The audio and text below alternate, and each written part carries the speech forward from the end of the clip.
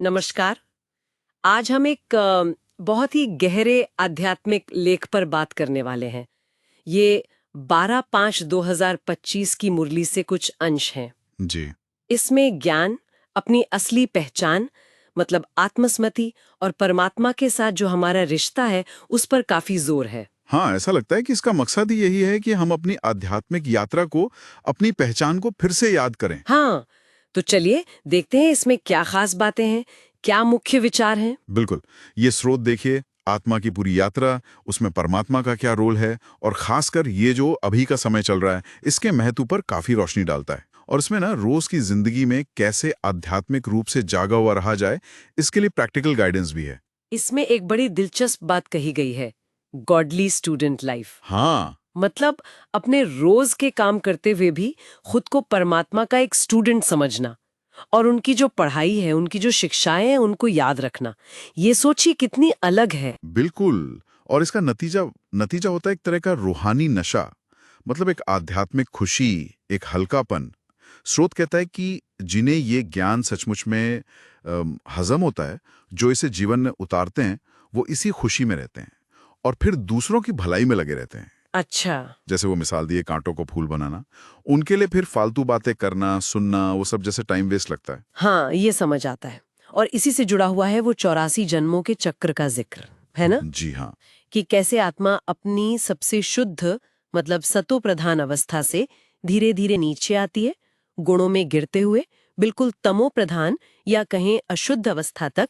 ये पूरी कहानी याद दिलाई जा रही है। हाँ, और यहाँ मुख्य बात ये समझने की है कि ये चक्र हमें एक बड़ा नजरिया देता है। स्रोत याद दिलाता है कि भाई, हम असल में दुनिया के मालिक थे, देवी देवता समान गुणों वाले, हाँ। और अब इस लंबे सफर के, इस चक्र के बिल्कुल अंत में हैं। तो ये याद कि स्वयं परमात्मा, जिन्हें यहाँ बाप कहा गया है, वो हमें फिर से पावन बनने का रास्ता दिखा रहे हैं। ये याद बहुत शक्तिशाली है। लेकिन ये याद टिकती क्यों नहीं फिर?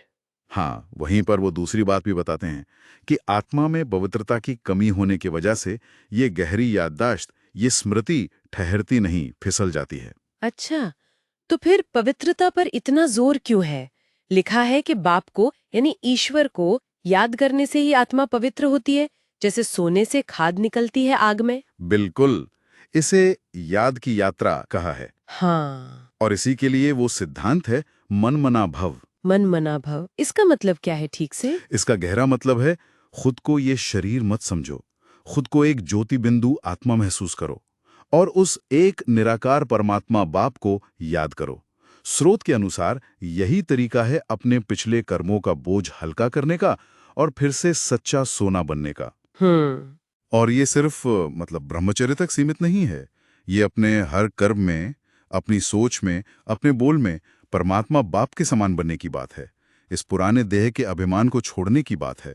और इस समय को भी तो एक खास नाम दिया है ना, संगम युग। जी, संगम युग। यानी पुरानी दुनिया जिसे कलयुग कहा और आने वाली नई दुनिया सतयुग, उनके बीच का ये संगम का समय। हाँ, बिल्कुल। ऐसा समय जब कहते हैं कि स्वयं परमात्मा आकर राजयोग सिखाते हैं, मतलब श्रेष्ठ जीवन जीने की कला। तो इस युग का मुख्य काम क्या बताया गया है? सेवा। इस संगम युग का सबसे जरूरी काम है सेवा। सेवा। लेकिन कैसी सेवा? हाँ। यहाँ सेवा का मतलब सिर्फ ऊपरी मदद नहीं है, बल्कि असली सेवा है दूसरों को भी उस एक परमात्मा बाप से जोड़ना, उन्हें भी ये ज्ञान देना। अच्छा। और साथ ही एक चेतावनी भी है, दूसरों की कमियां देखना, उनकी बुराई करना सुनना, जिसे श्रुते में परचिंतन या धूतीपना कहा है। धूतीपना मतलब एक तरह की आध्यात्मिक गंदगी या समय की बर्बादी, इसे सख्ती से छोड़ने को कहा गया है। मेन मैसेज यही देना है कि देखो, परमात्मा बाप आए हुए हैं, उन्हें याद करो और अपना जीवन श्रेष्ठ बनाओ। इसमें कुछ सिंबल्स, कुछ रूपक भी इस्तेमाल हुए हैं, जैसे भारत का कभी गार्डन ऑफ अल्लाह मतलब स्वर्ग जैसा होना और फिर पतित हो जाना यानी गुणों में गिर जाना, हाँ। या जैसे आत्माएं इस दुनिया में एक तरह के वनवास में है और फिर वापस अपने घर, अपने गार्डन में जाएंगी। ये एक ड्रामा जैसा लगता है, उतार चढ़ाव का। बिल्कुल, ड्रामा ही कहा गया है इसे। और साथ में ये भी चेतावनी है कि सिर्फ ज्ञान सुन लेना काफी नहीं है। हम्म। कई लोग सुनकर भी धारणा नहीं करते तो गिर जाते हैं। मतलब उन्नति नहीं कर पाते। तो पवित्रता के साथ ज्ञान को जीवन में उतारना भी जरूरी है। हाँ, पढ़ाई को धारण करना उतना ही जरूरी है। और वो चीज जो परमात्मा से दूर ले जाती है, वो मुख्य अवगुण बताया है, दूसरों की नेगेटिव व्यर्थ बातें सुनना और सुनाना। सलाह यही है कि दूसरों की गलतियों पर फोकस करने के बजाय उन्हें सहयोग दो और खुद सही रास्ते पर चलो। दूसरों की बातों को दिल पर मत लो, उन्हें संभालो, वो शक्ति इस्तेमाल करो। तो अगर हम इस पूरी चर्चा को समेटें तो मुख्य बातें क्या निकल कर आती हैं?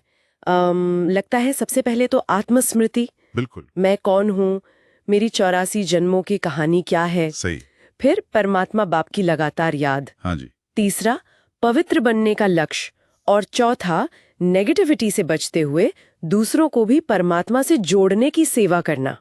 यही है ना? आपने बिल्कुल सही सार निकाला। ये स्रोत लगातार आत्मचिंतन पर जोर देता है, जिसे विचार सागर मंथन कहा है, और परमात्मा के साथ एक अटूट, एक निष्ठ प्रेम, प्रीत बुद्धि। प्रीत बुद्धि। हाँ, स्रोत में एक उपमा भी है कि बाप सबसे फर्स्ट क्लास माशूक है, मतलब सबसे श्रेष्ठ प्रियतम, जिससे दिल का सच्चा रिश्ता जोड़ना है। तभी आत्मा अपनी सबसे ऊंची स्टेज पा सकती है। इस सारी बातचीत से एक गहरा सवाल मन में उठता है, शायद श्रोता इस पर सोच सकते हैं।